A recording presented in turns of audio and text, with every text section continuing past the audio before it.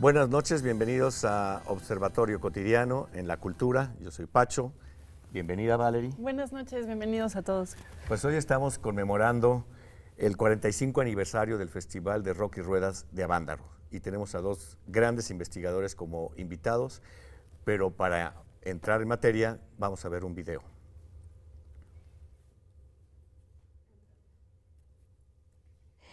Era una señora casada con 3 niños que decidió estudiar cine porque quería ser escritora y nunca en su familia le dejaron ir a la universidad.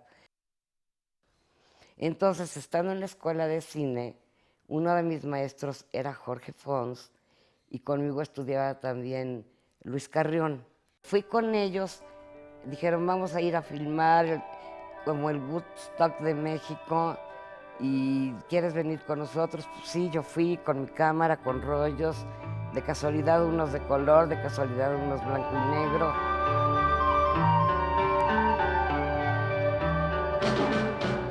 My mind, I feel it falls, hiding in a young girl's smile. When the evening pales the sky. Llegamos en un camión con todas las cámaras y con todo lo necesario para hacer una película. No sabía ni qué grupos tocaban, yo no sé absolutamente hasta la fecha nada de rock. Yo ya hacía como 3 años que era fotógrafa y que me iba a todas las fiestas populares, a los pueblos, como que empecé a conocer mi país a través de mi cámara. Entonces con esto yo creo que me pareció tan igual como ir a fotografiar una fiesta popular de las que yo iba, donde cantan, hay transvestis, hay esto y es lo otro. Como yo estaba rompiendo con un mundo y entrando al otro, ya todo me parecía normal. O sea, después del mundo en que viví, todo me parecía. La escuela de cine, ay, pues perfecto. Ah, Avándaro, pues perfecto. Ah, esto, pues, ah, qué bien, mira, yo no conocía todo esto que estoy conociendo. Entonces, pues fue muy interesante, por otro lado, estar en México en un fenómeno de esta manera, ¿no?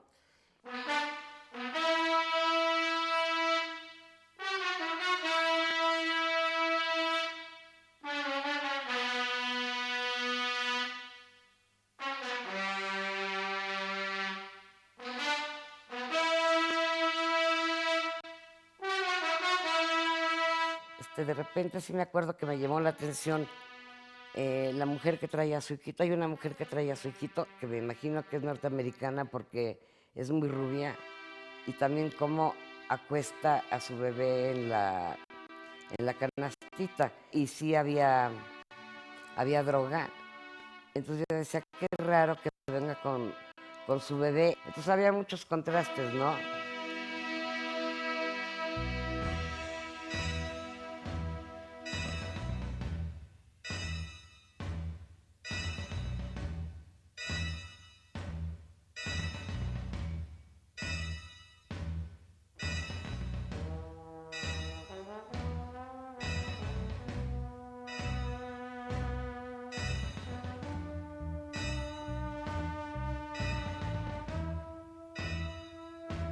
La mayoría era este tipo de gente que no sé cómo se fueron enterando y son los que vinieron caminando, parece ser desde Toluca o desde no sé dónde, y que entraron muchos de ellos sin pagar porque no tenían ni bueno, tú los ves y no tenían, se ve que son gente sin recursos y que no tenían ni para pagar el boleto, pero se decide que se les deje entrar sin que paguen, además para que no se haga un escándalo y no los repriman, donde curiosamente no se reprimió nada.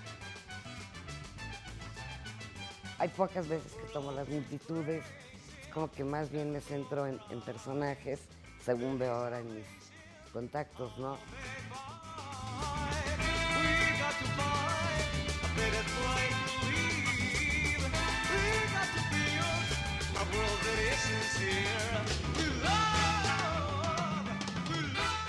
Este señor que tengo bailando con la bandera norteamericana se me llama mucho la atención, ¿no?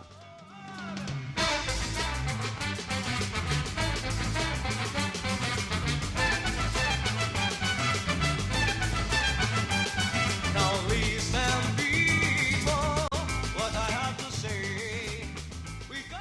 tocó fotografiar a la famosa encuerada que le llaman. ¿Cómo? No sé. ¿Dónde me subí? No sé. Y por qué estaba ahí tampoco sé.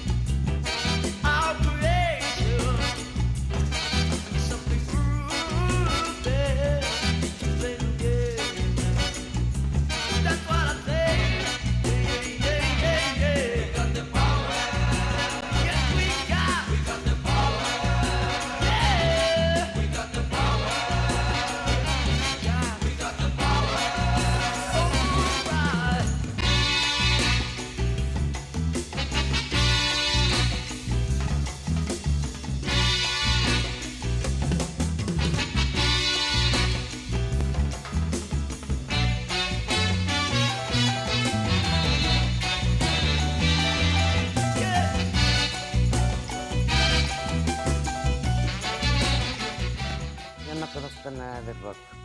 Y yo creo que ni lo escuché por estar tomando fotos. Había gritos de gente de Avándaro y esto y lo otro, pero la música, a mí generalmente nunca me gustó el rock de esa época.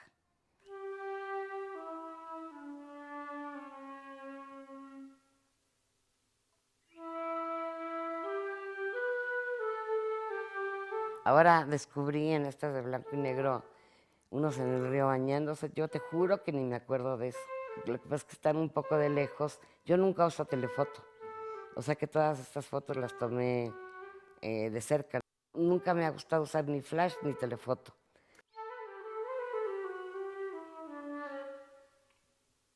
Tienes la cámara y estás nada más viendo un pedazo de la vida, ¿no? No estás viendo toda la vida. Lo que sí sé es que me quedé hasta el final del concierto y que todavía fotografié donde está toda la basura y, bueno, todo el tiradero que dejó toda la gente de Avándaro. Nunca supe lo que los medios dijeron. Te juro. O sea, yo fui, fotografié, hice mi librito y ya no me enteré de nada. Esa época en que yo tenía ganas de tener una cámara y de fotografiar lo que veía, pero no me enteré. Y aparte a mí me pareció natural lo que pasaba. Sí, todo el mundo fumaba mota, pero pues era normal, ¿no?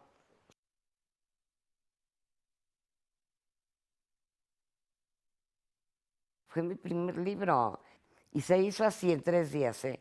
Es más, mi librito de Avándaro, las fotos de color están pasadas a blanco y negro, porque yo nada más hacía blanco y negro. Fui a un laboratorio y lo pasé. Y cuando vi las de color dije, qué tonta, porque tienen unas luces, pues más de rock, ¿no? Más como lo que puede hacer un evento musical. Yo nada más puse las fotos, se las di a Manuel Carballo. Emanuel, como Luis fue conmigo a Avándaro, le pidió el texto y lo hizo, te digo, en circunstancias difíciles. Entonces, bueno, Avándaro como que de alguna manera, aunque yo ni lo conocía, me persigue un poquito.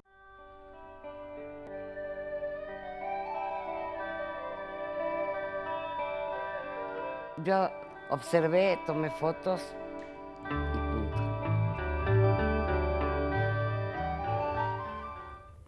Bueno, pues lo que acabamos de ver es ni más ni menos que a la fotógrafa Graciela Iturbide en una entrevista hecha por Álvaro Vázquez Mantecón para una investigación en relación a una exposición que se inauguró el 14 de septiembre en el Museo Universitario del Chopo en el marco del 45 aniversario del Festival de Rock y Ruedas de Avándaro, que tuvo lugar en 1971, el 11 y 12 de septiembre.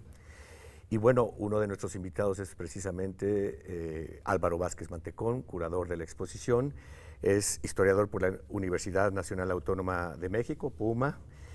También tiene una maestría en la Ibero, en la Universidad Iberoamericana. Es profesor investigador de tiempo completo en la Universidad Autónoma Metropolitana Azcapotzalco. Realizó la investigación y la curaduría del Memorial del 68 en el Centro Cultural Tlatelolco. Ha escrito varios libros, muchos de ellos en relación con el cine, en particular el cine Super 8 en México, que me parece un libro muy interesante que también tiene que ver con el tema que hoy estamos tratando. Bienvenido, Álvaro. Gracias. Y también otro gran amigo y admirado escritor, economista, egresado del ITAM, con posgrado en Columbia University de Nueva York. Es autor del libro, un gran libro de rock mexicano, Estremécete y Rueda, Loco por el Rock and Roll, que cubre justamente el periodo del 56 más o menos al 71, a Avándaro. Participó en el primer encuentro mexicano de estudios sobre música popular en la Universidad Iberoamericana y además fue invitado para participar en el documental Rock and Roll Made in Mexico, producido por Lance Micio y Fito de la Parra, el baterista emblemático de Kenneth Heat, también grupo de la época. Bienvenido, querido Rubli. Gracias, con mucho gusto.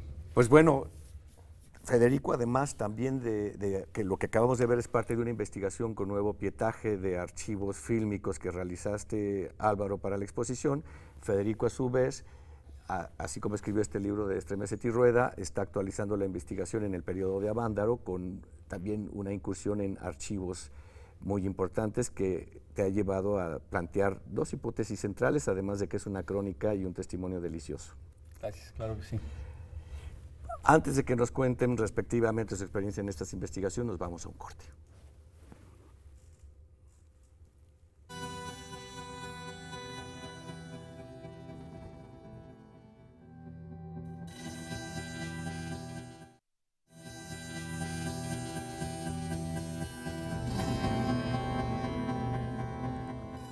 Pues estamos de regreso con el tema de Avándaro, 45 años después, con dos grandes amigos, grandes investigadores relacionados con el tema. Valerie. Me gustó mucho una frase que dice Graciela Iturbide en el video que acabamos de ver. Ella dice que estaba saliendo de un mundo para entrar a otro. Y Avándaro ciertamente fue ese paso para la contracultura mexicana, una transformación. Platícanos un poquito más de estos tiempos que tú presenciaste de primera mano, Federico. No, pues adelante, Álvaro. Bueno, no, creo que vale más el valor del testimonio que el del investigador. Sí, bueno, este video tiene que ver con la exposición que está ahora en el Museo Universitario del Chopo. Es una exposición de fotografías que habían sido conocidas de Graciela Iturbide, porque apenas muy rápido, ya en octubre del 71, sale un libro que es muy apreciado por los coleccionistas con estas fotografías. Pero esta exposición lo que está haciendo es mostrar, digamos, este testimonio de Graciela Iturbide. Que es la primera vez que se muestra de forma museográfica. Sí, de forma museográfica y un poco atendiendo al origen del formato de las fotografías, porque había fotografías a color que no se pudieron poner a color en el libro. Entonces, digamos que es como hacerle justicia a estas fotos. Graciela habla de que no tenía conocimiento de la música que se iba a tocar, no le interesaba mucho tampoco. Ella iba por otros motivos. ¿El rock era el motivo central por el cual se juntaron los jóvenes el 11 y 12 de septiembre o fue una historia secundaria? No, definitivamente. Mira, la historia es la siguiente. Todos los años en Avándaro se llevaba a cabo una carrera de coches, una carrera de automóviles, el circuito de autos de Avándaro, ¿no? Entonces, en ese año, a los productores, organizadores de la carrera, se les ocurrió que por qué no previo a la carrera, que sería el sábado, pues hacían una fiesta mexicana, era septiembre, ¿no? Entonces, pues decidieron hacer una fiesta con dos grupos de moda, ¿no? Resulta que esos dos grupos que habían escogido a la hora no pudieron estar. Entonces fue un fenómeno muy interesante porque obviamente esto está planeado así, ¿no? Con dos grupos, ¿no? Y esto empieza a crecer entre la noticia, entre los jóvenes, y el festival se llamaba Festival de Rock y Ruedas, ¿no? Y entonces, claro, lo que pasa es que esto empieza a crecer y los jóvenes dicen, no, va a haber un festival de rock. Ya nadie se acordaba de las ruedas. Y los que fuimos por el rock, no por las ruedas, ¿no? Y bueno, esto realmente creció de una manera impresionante porque, digo, no hay una cifra exacta, pero las estimaciones andan entre 250,000 y 300,000 jóvenes. Yo me quedo con la cifra de 300,000 porque yo estuve ahí y la verdad era un mar de gentes, ¿no? Pero entonces fue algo que surgió de esa manera y entonces digamos que se fue transformando en un festival de rock en donde los asistentes dijeron, vamos a un festival de rock. Y claro, también los productores, porque esto creció de 2 grupos, esto creció a 12 grupos programados, que solo tocaron 11, pero a 12 grupos programados para tocar del sábado a las 8 de la noche al domingo a las 8 de la mañana. Obviamente con 300,000 personas ya no hubo carrera de coches. Bueno, hay muchos mitos en los relatos en torno al Festival de Avándaro y tú en particular te clavas en tu libro a investigar 2 temas muy puntuales y desarrollas 2 hipótesis que me gustaría que nos contaras, que Sí, nos claro, compartieras. con mucho gusto. Sí, una de ellas es Deliberada, la otra fue, ahora sí que el investigador se va topando con cosas sin querer y que son muy interesantes, ¿no? La primera Deliberada fue la siguiente, ¿no? Yo era muy joven cuando fui a Avándaro, entonces pasan las décadas y bueno, lo que pasó con Avándaro es que el rock entra en una etapa muy oscura de censura, de represión, el rock mexicano, ¿no? Y de esto dura cuando menos 10, 12 años, ya paulatinamente luego se fue reinsertando. Pero yo me preguntaba décadas después, ¿no? Digo, era yo muy joven, no me daba cuenta de lo que había sido el fenómeno de Avándaro. Décadas después, reflexionando, yo dije, bueno, ¿qué fue lo que pudo motivar una campaña de desprestigio tan fuerte, ¿no? Que retrasó a una expresión cultural, musical por tanto tiempo? Y entonces, bueno, me puse a investigar, fui al Archivo General de la Nación, a los temidos archivos de la Dirección Federal de Seguridad, porque yo dije, algo así, una campaña mediática en que el gobierno controlaba al 100% los medios. Mi hipótesis es que solo podía orquestarse desde las más altas esferas del poder, entiéndase el entonces secretario de Gobernación, Moya Palencia. Y bueno, fui al Archivo General de la Nación y encontré pues evidencias realmente muy fehacientes que esta hipótesis es plausible, ¿no? Que la hipótesis es que Moya Palencia, como secretario de Gobernación, pues le quiso asestar un golpe político a su contrincante para la presidencia futura, que era Jan González, gobernador del Estado de México, un político joven, carismático, muy querido para los jóvenes, que fue el que autorizó el festival. Entonces, claro, Moya dice, pues aquí yo desprestigio a Jan González, ¿no? Y sí, o sea, me metí a fondo a todos los reportes de periódicos de la época y es una campaña tan virulenta contra Jan González, contra todo lo que es rock, ¿no? Hicieron aparecer el festival como una gran orgía de sexo y drogas, lo cual pues obviamente no fue así. Y bueno, desafortunadamente esta campaña de desprestigio al festival fue exitosa porque pues sí retrasó al rock como expresión por 10, 12 años, ¿no? Entonces, bueno, esa es una hipótesis, ¿no?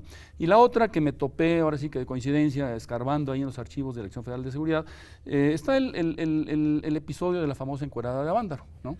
Y bueno, yo sabía, porque en ese momento estábamos, yo era reportero y columnista de rock en esa época, ¿no? Y todos supimos que en su momento una revista, Piedra Rodante, que fue muy efímera, solo tuvo 8 números, sacó una supuesta entrevista a la encuerada de Avándaro.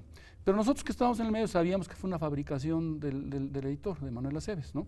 Y le da nombre, ¿no? O sea, dice, no, pues de repente se apareció un día a las 7 de la noche, ya estaba cerrada la oficina, pero se aparece Alma Rosa Gómez López, de 16 años, de Monterrey, y le hace una entrevista, ¿no? Y bueno, esa entrevista es un mito que queda muy enraizado. Hay libros posteriores de José Agustín, de Carlos Monsiváis, donde reproducen la entrevista y dicen, claro, la encuerada fue Alma Rosa Gómez López. Bueno, yo me encuentro en los archivos un oficio de la PGR a la Dirección Federal de Seguridad en donde le dicen, localícese, fecha 18 de septiembre, o sea, el festival terminó el 12, 18 de septiembre, localícese a la que se conoció como la encuerada de Avándaro. Y esto es literal y es precioso. Lo que dice el oficio dice, porque tenemos que saber si profesa ideas contrarias al régimen. Es precioso, ¿no? Bueno, la eficiencia del aparato de seguridad la localiza, ¿no? Y entonces veo yo y tengo acceso ahí a lo que es el interrogatorio que le hacen. Y la conclusión del interrogatorio, bueno, resulta que se llama Laura Patricia Rodríguez González, de Guadalajara, de 17 años, ¿no? Y esa es la verdadera identidad de la encuerada. Y bueno, la conclusión del interrogatorio es una muchacha que está perdida en las drogas, vende sexo para poder comprar drogas, está perdida en la zona rosa, abandonada por sus padres. Conclusión, no es un peligro para el Estado mexicano. La encuerada de Avándaro podría ser como la síntesis de todo lo que propició como escándalo este festival para el contexto de 1971. ¿Tú cómo verías esto? ¿Cómo lo explicarías, Álvaro? Que creo que además se ve muy bien en la exposición y es una preocupación tuya. ¿Cómo justamente esta juventud se sale del comportamiento normal y natural de un sistema nacionalista, patriarcal, autoritario, un régimen muy estricto? Sí, digo, habría que pensar que es contracultural en el sentido más profundo de la palabra, es una cultura en contra de estos valores patriarcales, una cultura en contra de la discriminación, una cultura en contra de la contención, y luego entonces es un mundo que está buscando profesar las libertades. Entonces lo que la gente y la generación está encontrando en la encuerada es el éxtasis liberador, es digamos una serie de banderas que son importantísimas en el momento. Esta juventud de Avándaro realmente está haciendo un cambio cultural profundo en la sociedad mexicana. Bueno, además hay una cosa que yo siempre he insistido, que no es hipótesis mía, sino de Eric Solov, un investigador que escribe Refried Elvis, un libro que se traduce como Rebeldes con Causa en la editorial Norma en español, y él dice que Avándaro, además de todas estas rupturas ante un régimen y sobre todo en torno a lo que sustentaba la vida cotidiana, los valores de la vida cotidiana del régimen, también explotaron todavía más violentamente porque fue como el encuentro de las distintas clases sociales, ¿no?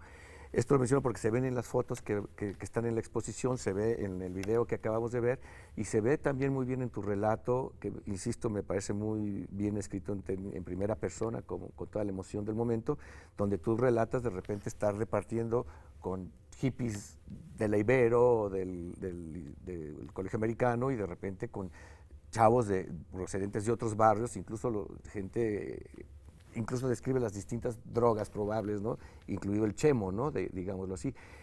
Es, según Eric Solov, justamente esta idea de las buenas familias y la buena sociedad, de ver a sus hijos mezclarse con otros sectores sociales, en estas condiciones es lo que provocó también este escándalo, sumado a tu hipótesis política, ¿no? Claro. Fíjate que ese es parte de lo maravilloso del fenómeno Avándaro, ¿no? O sea, fue realmente una fusión espontánea de todos estos segmentos sociales de la sociedad, ¿no? O sea, totalmente espontáneo, ¿no?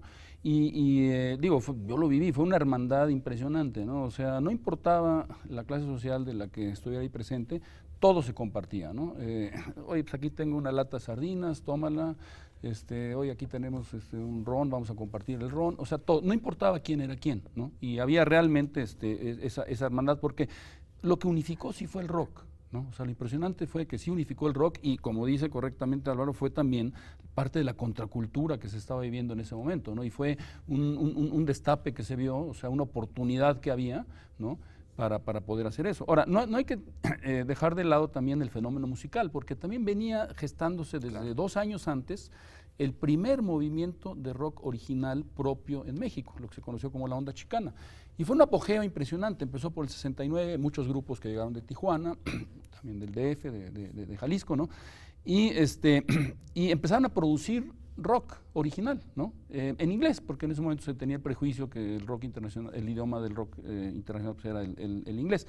Pero fue música de muchísima calidad y había muchísimos lugares abiertos, había una apertura por el 70, 71, antes del festival, de lugares en donde tocar, había estos grandes salones, había las fiestas de las escuelas privadas donde iban estos grupos a tocar, había realmente un apogeo en eso. Entonces, lo lógico era pues hacer un festival tipo Woodstock en donde esto culminara, ¿no? Y realmente culminó. Desafortunadamente, el Avándaro fue el clímax de la onda chicana, pero también fue su abrupta caída Al hoyo funky, a la marginación. Y yo diría que más de 10 años, porque digamos que la apertura que se dio ya en términos de la gran industria, pues un primer momento podría haber sido en 88, ¿no? con el rock en tu idioma, pero también a nivel de conciertos hasta los 90, ¿no? Con las concesiones al Palacio de los Deportes y después al Autódromo años después, ¿no? Y curiosamente no hemos tenido desde entonces un festival donde todos los headliners sean bandas nacionales.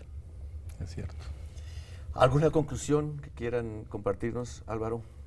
Pues yo creo que Avándaro es el gran momento de una juventud que tiene 2 tiempos muy claramente definidos, 68 en términos políticos y 71 en términos culturales, pero a final de cuentas el fenómeno es el mismo, grandes sectores que son nuevos en esta sociedad, que están teniendo una voz propia y que están buscando libertades. Es evidente que por eso el régimen se espanta y el régimen se cierra inmediatamente. Son 2 fenómenos que parecieran muy distintos, pero que tienen una conexión profunda.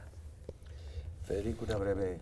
Claro que sí. Mira, yo creo que Avándaro fue sin duda un fenómeno fundamental para la sociedad mexicana. ¿Por qué? Porque tuvo tintes sociales, tuvo tintes culturales, tuvo tintes políticos, como yo investigo, ¿no? Y bueno, ahí está, fue un fenómeno que a pesar de la represión de 10, 12, 15 años, ¿verdad? Pues obviamente abrió brecha. O sea, yo creo que hoy día los jóvenes pueden ir a escuchar rock de una manera muy diferente a la que sus padres fueron, ¿no?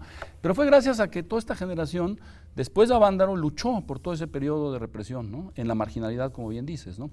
Y bueno, como reflexión final, a mí se me hace increíble que estemos hoy aquí sentados esta noche, 45 años después, y sigue siendo un tema tabú para muchos. Hay prominentes políticos, prominentes empresarios que en su juventud fueron a Avándaro y no quieren reconocerlo 45 años después. ¿Cómo se va a llamar tu libro? El libro, fíjate que es un buen proyecto porque es un libro de editorial Trilce. El libro se va a llamar Yo estuve en Avándaro y conjuga precisamente dos testimonios. El testimonio fotográfico invaluable de Graciela Iturbide y bueno, con mi testimonio vivencial de todo lo que investigué. Entonces yo creo que va a ser un buen libro, ¿no? Es editorial Trilce. Yo estuve en Avándaro, editorial Trilce. Muchas gracias, Federico. Muchas gracias, Álvaro. Muchas gracias, Valerie. Muchas gracias. Estén pendientes y también visiten la exposición en el Museo Universitario del Chopo. Gracias. Buenas noches.